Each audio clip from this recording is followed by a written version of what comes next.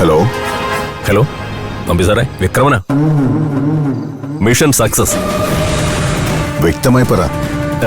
അവനെ ഞങ്ങൾ ശരിയാക്കി. എല്ലാം ശുഭം.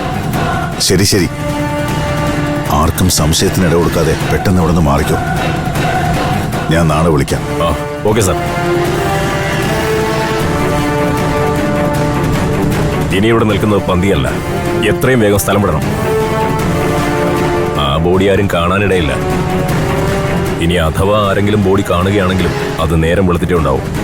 ആ നേരം കൊണ്ട് നമ്മൾ കർണാടക ബോർഡർ കടന്നിരിക്കും.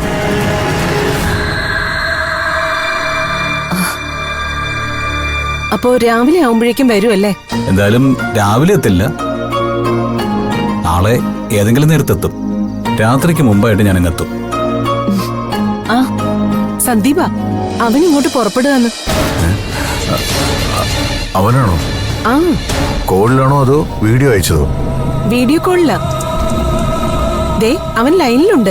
വാ.